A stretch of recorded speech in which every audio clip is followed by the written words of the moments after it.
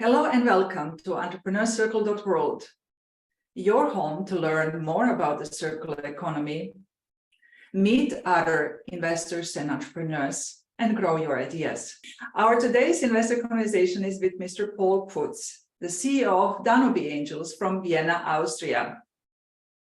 I met and worked with Mr. Putz before, as I'm also involved with Danube Angels. A very warm welcome, Paul. Good morning. Many thanks for inviting me. And Danube Angels is a very interesting company. So let's start immediately with that for our audience. Danube Angels is an investor network. So can you tell us a little bit more? How does that work? Yes, sure. So Danube Angels indeed is an investor network focused on startup finance and consulting in Central Europe. We have a focus on the German-speaking countries and the neighboring countries of Austria, including Croatia. We're on the market for 6 years now. Our investor base is about 200 individuals. We have financed 17 companies so far with close to 4 million euros. We work on a sector agnostic basis. There are, of course, hard facts and conditions. So it has to be already revenue generating. It needs to be a team, so no one-man shows. We go only into operative business models. So there are other platforms, actually plenty of them for project finance, real estate, renewable energy. And they do a very good job, so it's not our cup of tea. So where we focus on is equity participation for growth in this particular region. What makes Danube Angels in a way special on the financing side is that we established a model where investors can participate with amounts of as low as 1,000 euros, which otherwise would be complicated and the founders would not be very happy to get so many investors. But we have a nominee structure in place, which we took from the US and UK models. So we have our own trustee company, which pools all the amounts, and this company becomes the shareholder by means of subscribing to a convertible loan or taking part in a capital increase with straight equity. That's number one. Number two, what makes us special is that in our DNA is consulting and supporting of companies. All of the partners, so my two co-founders and myself, come from consulting. One is a lawyer. I have a corporate finance background, and the third partner is his entire career in cross-border business development. And exactly that is what we offer and what we execute for our investee companies. For example, on a Croatian basis, one of the later investments we did is a Croatian software company with a good traction in the Adriatic region. And we are now supporting them by trying to find clients in Austria and in Germany. It's very pragmatic. So it's not some kind of production of 100 pages, what could be done. It's like, organizing meetings, introducing them and trying to find customers. And we do all this on a commercial basis, which makes us different because some of you who are a little bit more into this business will know that all venture funds, all business angels, they claim that they will support, but they're doing it on a voluntary basis. So if they have time, they will do it. If not, not. In our case, it's like 50% of our generic business model. So it's part of our income, and therefore we're doing it in a very structured way. And we are happy that we achieved already a lot of good results in this. Yeah, that's awesome. Yeah, indeed. I mean, I have been following now for quite some time as I have been involved in the past in the network. And yes, it's a very good model what I have been able to observe so far. So a question immediately to this, because you mentioned that the Danube Angels operates in the German-speaking countries, the so-called DACH, DACH region, and in the Central and Eastern Europe, including my home country, Croatia, where I'm based at the moment. So these are two completely different regions with completely different histories and a different wealth distribution. The DACH region, of course, very wealthy. The Central Eastern Europe, an emerging region that consists of former communist states. How do you bridge these differences? Yes. I might add that they are very diverse, but we all share a very common history before the time of communism, of course. No, we do see the diversity of the countries where they stand economically as the main benefit, because we combine the wealth of the German-speaking countries. They had much longer time to establish this kind of capital stock. They have interesting companies. On the other hand, we have a very agile and motivated group of founders in the other countries. Since this fall of the so-called Iron Curtain in '89, I'm professionally involved in exactly this region, and this spirit and this agility still is there. There is a very well-established, especially technological education system, much better than in Austria, for example. So you won't find software engineers in the same quality and magnitude as in Hungary, for example, or in the Czech Republic. I think the Croatian friends we work with, they are kind of generic salespeople, very motivated and very well educated. So it comes together that the one side is the investment side, where it's easier to attract investors because they already have some kind of wealth. But we also have a lot of investors from the other countries. But more importantly, most of the companies we work with, coming from Czech Republic, Slovakia, Croatia, they choose either Austria or Austria and Germany as their first export markets. Mostly they use Austria because we are not dangerous. We're a small, tiny, and I think nice country. So it's an ideal test case to see how cross-border scaling could work.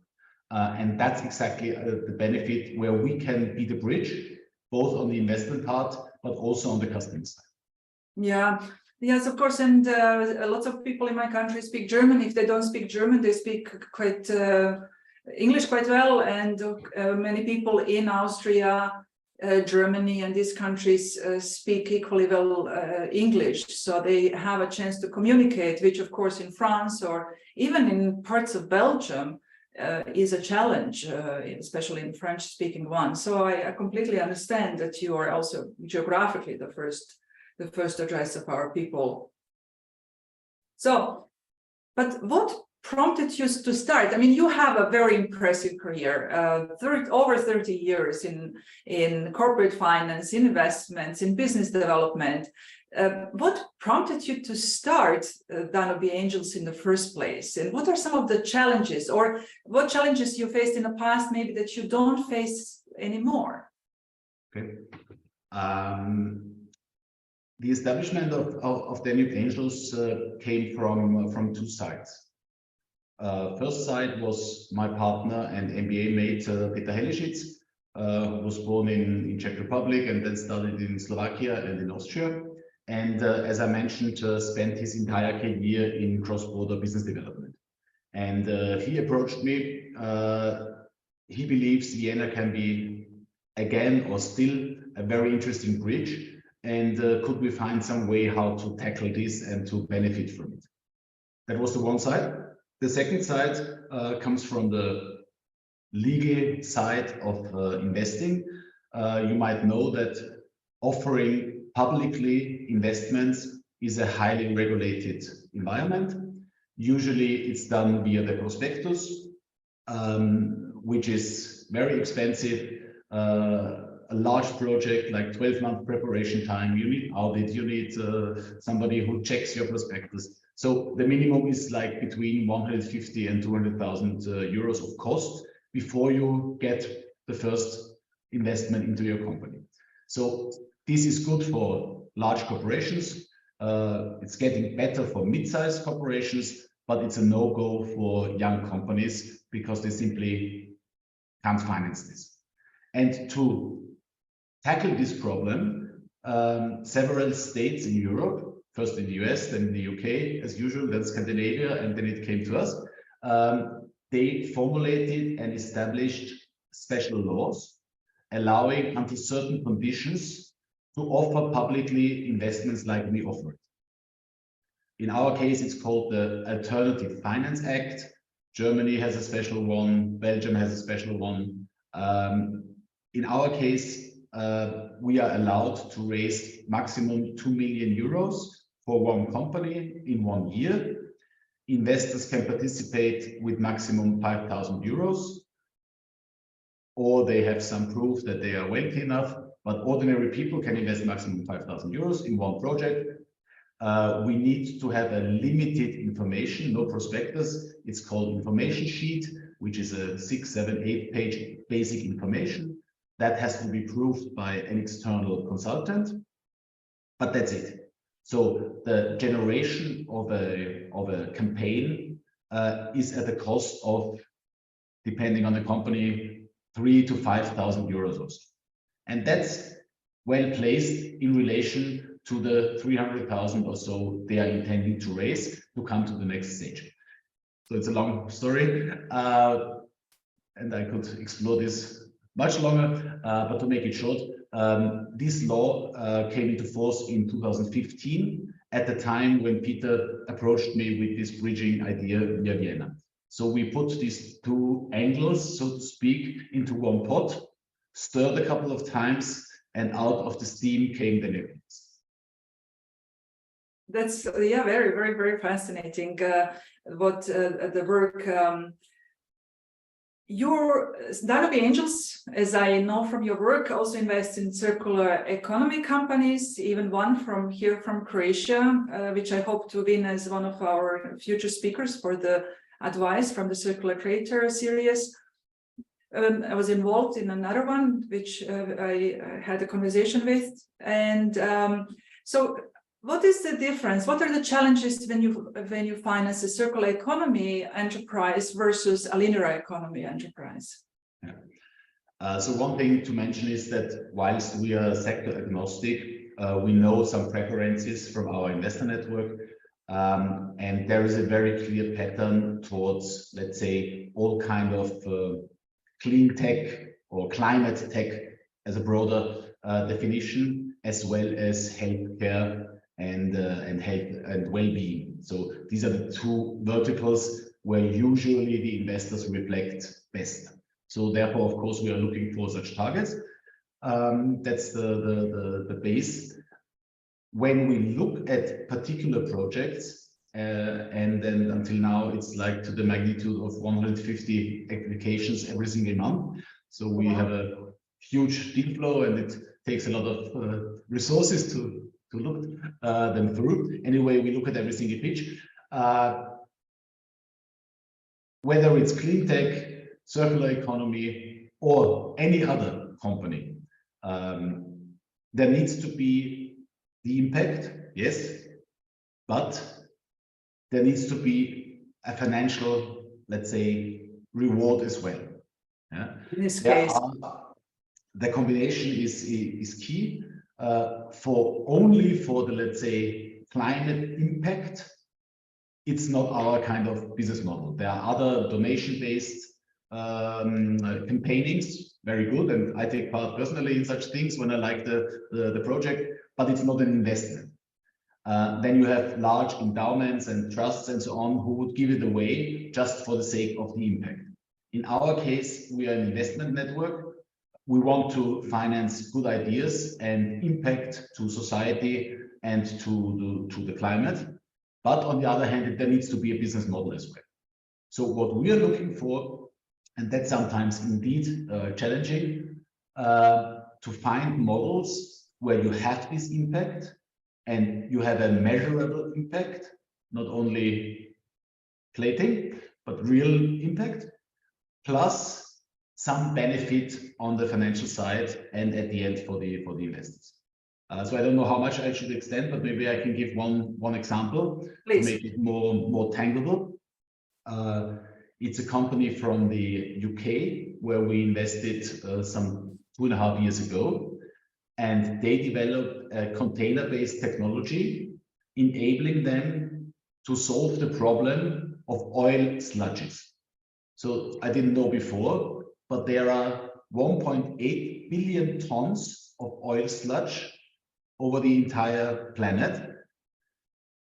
Nothing new, just what has been stored, a couple of percent of the oil production, and there are seas of sludge, which is nasty and not nice. So there needs to be a solution. Until now, everything is incinerated, which brings no benefit and makes a lot of harm to the climate. Yeah. So it's the worst thing to do. And with the technology of this company, the sludge can be cavitated, so it's a very special thing. I'm not a technician, but it's a way of putting it into bubbles and circulating it at a very high speed. And the end is that from 1 ton of sludge, there are 97% of sellable crude oil and only 3% which still cannot be sort of recycled. So the business case for the client is that he has the obligation to clean everything, which is very expensive. And by using this technology, he earns money, and the company providing the technology does it on commercial terms. And for the investors, it's a nice case. So it's win-win-win. And that's exactly in the field of climate tech, what we, not only we, but what investors are looking for. And there are many ideas in this field. Yes, there are lots of ideas. We are looking at some, and of course, I contributed to some of these with my own lectures in the past. Just a quick look in the chat if you have anything from the audience. Everything is quiet so far. I will continue with my own questions. In this particular case, when we look at circular companies, as you said, you are not involved in the business case is important, impact as well, but the business case is primarily. But sometimes the business case is different, or the business model is different. So what are the barriers that you observe in your business, in the investment sector, that prevent investors from investing in circular companies? Well, I think it's what prevents our investors to take part if it was too complicated. So we need projects which are called sort of easily to be digested and are understandable. Like the sneaker company, I think you mentioned in Croatia, it's a consumer product, everybody can try it, great. The company I mentioned right now is a little bit more complex, but the basics are also obvious that it's a win-win-win situation. So it needs to be not too complex. Everything else we assess in the same way as we would any other company. If we like the business model and the financials, and one is without impact or a circular access to it, and the other one has it, then we would go for the second. Okay. When entrepreneurs first contact you at Danube Angels and you have your first meeting with them, what are some of the first questions they have to answer before you even consider? Business case we discussed, what else? Well, one of the first, it's not not ESG, but it's finance. So the first question is, do they have clients and do they generate revenues? Because for us, that's the best proof of concept, and we are not in the pre-seed arena. Mm-hmm. That's one. Second one is, who are the founders? How long are they together? And can they prove, or do we believe that they are able to execute? Because it's not about establishing or inventing to make a company successful you need the execution capability. And I think especially when it comes to ESG and circular economy and things like this, there are also a lot of dreamers out there with nice ideas. Fine, you know, I like it. But as an investment case, we need to see that they are not only having ideas, they are really ready, persistent, and professional enough to execute. Mm-hmm. That's second. And the third thing we need to see is, which comes from our second, let's say, business part, is are there any opportunities where we specifically can help them in growing their business? So that are the three, let's say, first questions. Okay, and let's dive a little bit deeper. So let's assume you have two companies, two circular companies, comparable business case, both have customers, hence they have both validation, both have good management teams or partners who started the company. If you look at these two companies, what would shift your preference towards one versus the other? So if it was, which is rarely the case, but if it was really kind on par, then we would look for, or we would try to understand the real impact.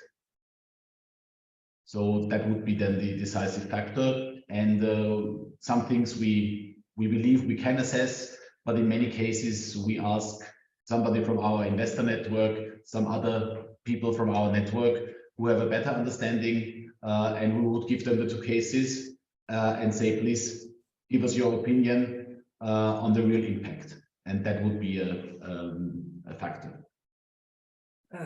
Interesting. And as you mentioned, I mean, yes, there are dreamers. There are also people with both feet on the ground out there creating great businesses also in the area of circular economy. What advice would you give to those who are thinking about starting a circular company? Well, one advice I would give to anybody thinking about starting a company is be prepared for the entrepreneurial helter-skelter. So things don't happen as you think. Invoices come firmly every month. Income comes later. I can tell you from 30 years of this journey. So that's number one. So you need to prepare for this. It's hard, it's fun, but it's hard work. So when you go into the climate tech or circular economy, I would recommend, because that's where a lot of teams struggle, is be able to explain how do you measure, so what's the impact, of course, yes, but how do you measure it? And are you really into something with a huge impact? Because there are some things where you solve a tiny little problem, which is nice and can be a good business, but it won't be an investment case. So I would try to formulate and to prove with external sources and studies and whatsoever that you're solving a huge problem and you're making a big impact. Okay, so now I have, I'll ask this question now, and then I will go into the non-public questions, and then we will finish the topic. Paul, I am confident that our viewers and our audience is now very curious to know more about you and see where they can find you. How can they best get in touch with you? Well, we are very active on social networks, mostly at LinkedIn. So just send a connection request and become one of 25,000 followers.